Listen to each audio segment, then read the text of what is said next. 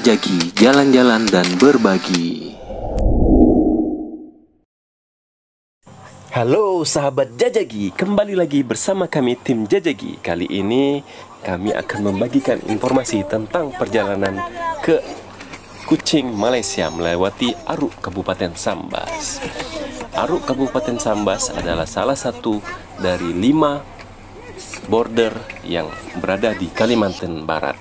Nah, biasanya orang-orang melewati Entikong, tapi kali ini kami melewati Aruk karena relatif lebih mudah walaupun agak jauh. Nah, kaca saja tidak dibuka filmnya sehingga kami bisa masuk tanpa membuka film. Nah, jangan lupa untuk membawa surat kuasa mengemudi bila Anda tidak menggunakan mobil pribadi.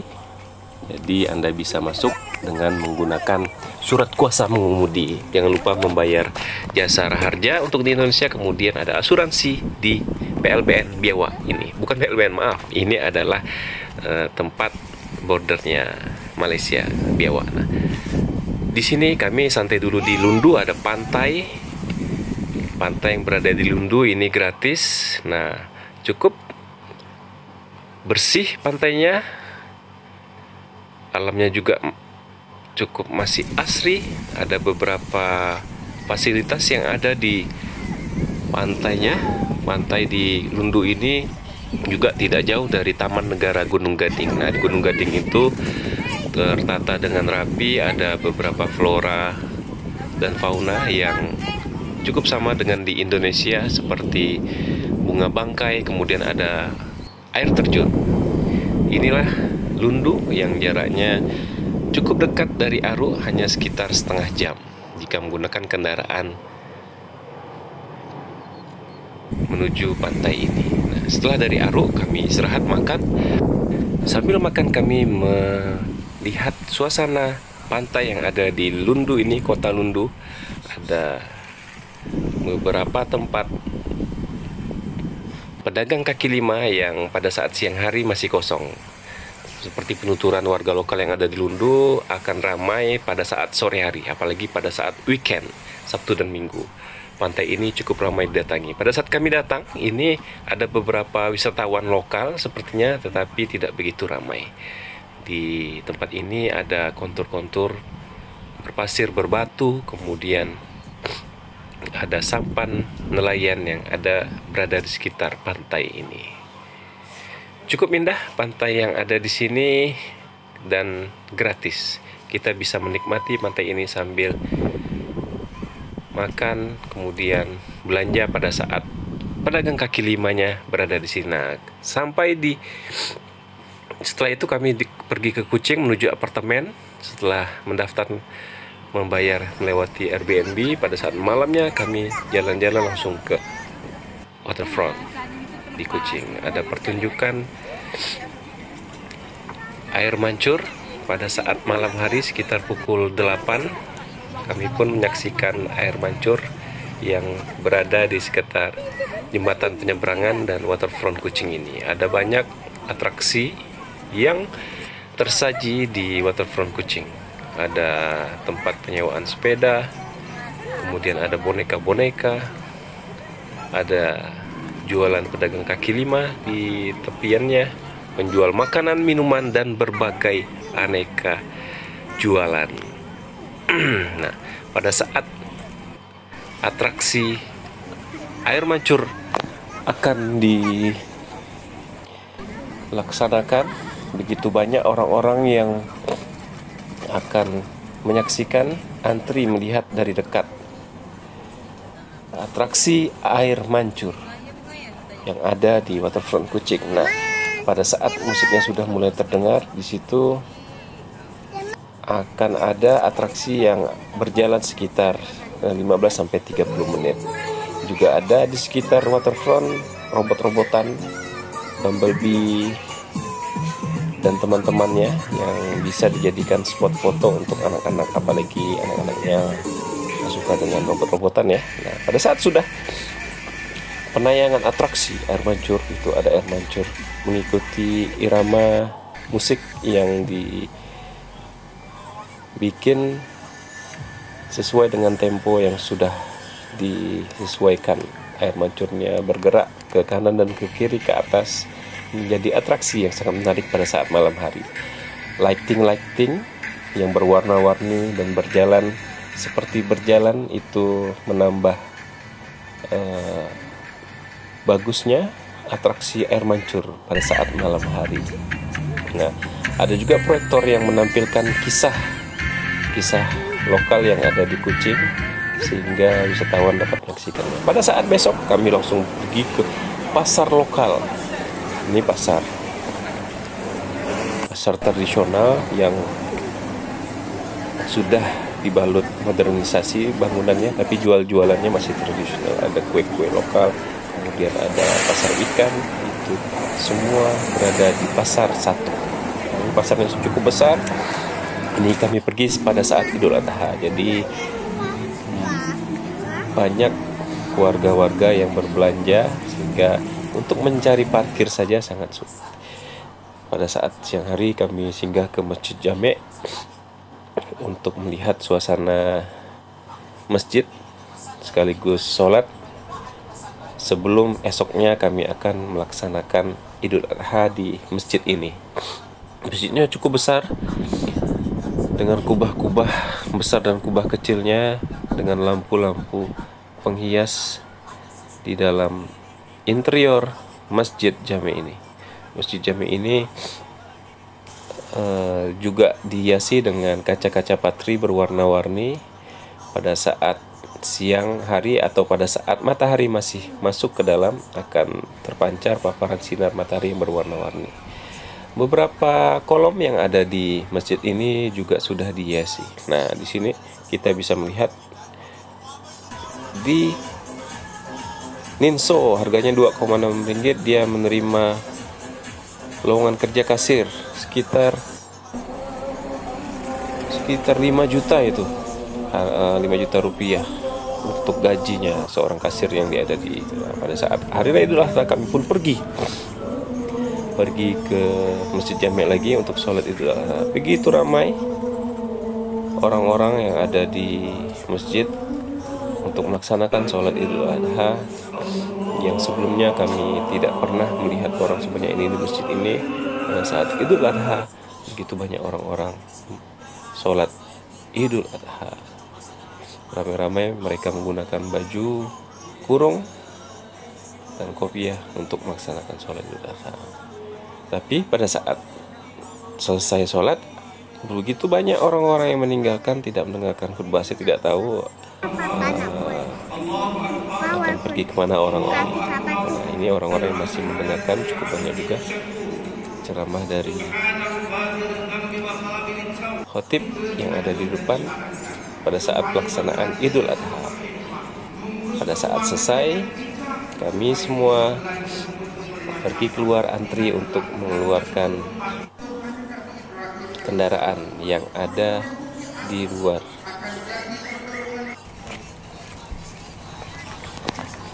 Orang-orang semuanya berjalan menuju parkiran untuk kembali pulang ke rumahnya menggunakan kendaraan masing-masing. Nah, pada saat sudah selesai, kami pun langsung berbelanja ke tempat perbelanjaan yang ada di Kuching untuk membeli oleh-oleh dan kebutuhan kami. Kami ada belanja di supermarket yang ada di Kuching.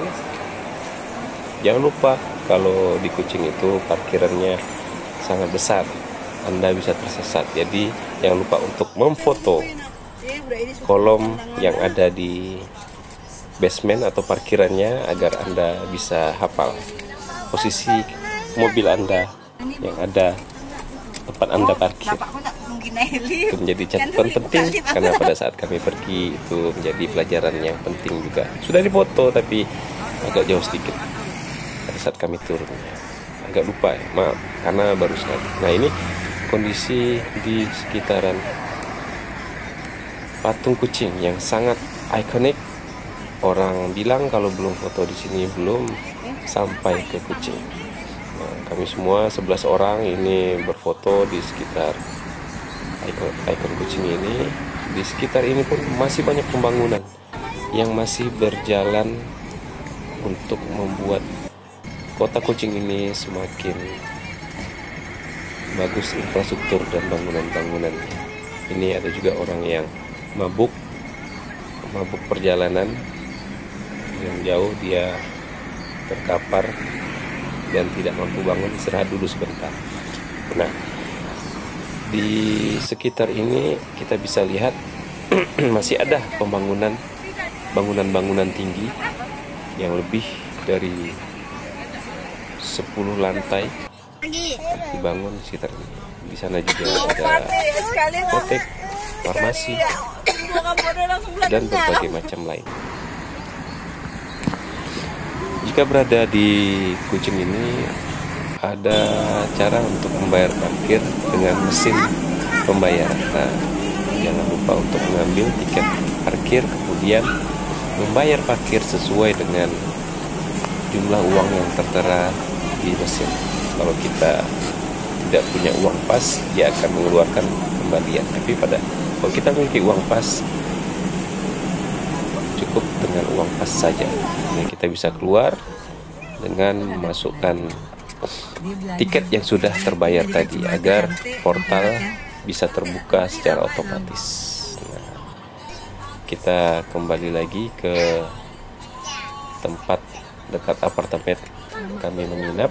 Jangan lupa untuk memanfaatkan fasilitas yang ada di apartemen seperti kolam renang, gym, playground outdoor, semuanya itu gratis untuk kita yang menginap di situ. Pada saat pulang kami pun melewati jalan dari Kucing menuju Aru. Jalannya sangat lebar, ada 2 jalur, tetapi karena pada saat pengerjaan jalur sebelah belum bisa digunakan. Itu sangat lebar sekali, ada sekitar 4 mobil yang bisa berkendara secara paralel kanan kiri jalan. Nah, pada saat ini kendaraan tidak muat. Nah, ini bisa dilihat mobil saja untuk dashboardnya penuh barang-barang, sehingga untuk mobil Xenia ini 11 orang kita hanya memanfaatkan semua yang ada untuk.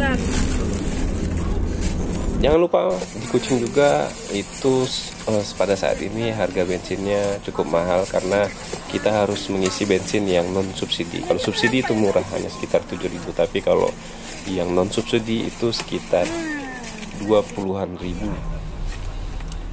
Sebelum pulang tidak lupa kami singgah ke beberapa kota seperti Bau, kemudian Lundu kembali. Di Bau ini kotanya cukup kecil, tetapi di sini masih terdapat bensin yang non subsidi. Jadi kami walaupun pergi ke tempat seperti Petronas tadi, subsidi semua bensinnya RON 92, tapi tetap bahan bakar itu petugasnya menyuruh kami untuk pergi ke tempat yang lainnya. Nah, kami juga pergi ke Shell, ternyata Shell ada juga yang non subsidi. Jadi kami batalkan untuk mengisi bahan bakar di Shell. Akhirnya kami pun mengisi sedikit saja, karena kalau singgah lagi ke Lundu untuk mengisi bensin waktunya tidak cukup, kami bisa ketinggalan untuk masuk ke perbatasan. Nah, sekian laporan dari kami, mudah-mudahan menjadi informasi yang bermanfaat untuk kita semua. Ke depan kita akan membagikan lagi informasi perjalanan yang berbeda. Terima kasih. Dewan Suara Lindi.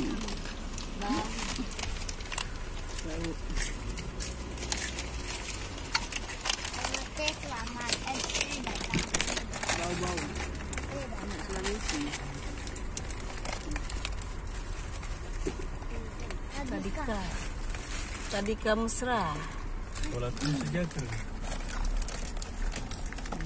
Tengok budak sana tak mau main anak ta.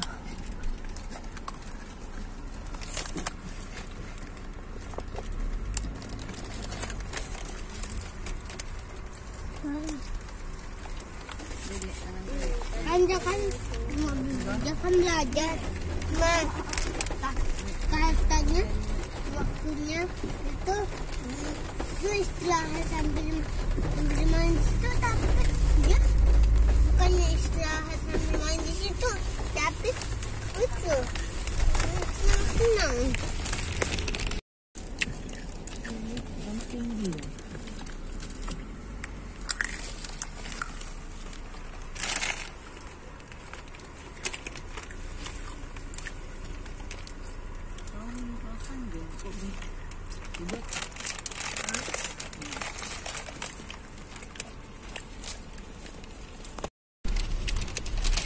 Suara Dewan Suara. Dewan Suara Lindi.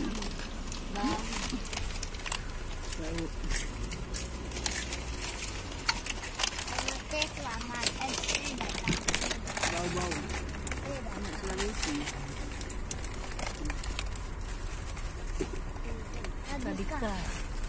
Tadika mesra.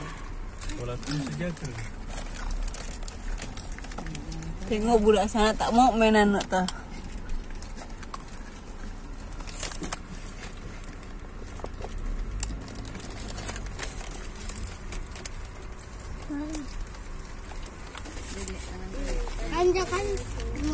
Jangan belajar.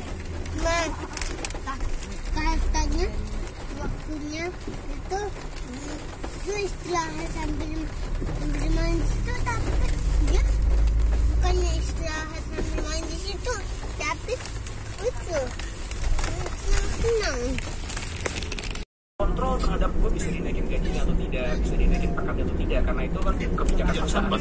Sentro udah punya kontrol terhadap keputusan kita sendiri. Lo mau akan apa ya bentuk mahal atau bentuk traktir teman yang pinter supaya gue bisa jalan sama dia. Tak ada nama pondok, banyak pondok-pondok. Dan ini nggak semudah yang kita omongin juga dong, maksudnya begini, ketika nanti ada orang-orang di sini, berarti kalau gitu, kalau misalnya Sama lah.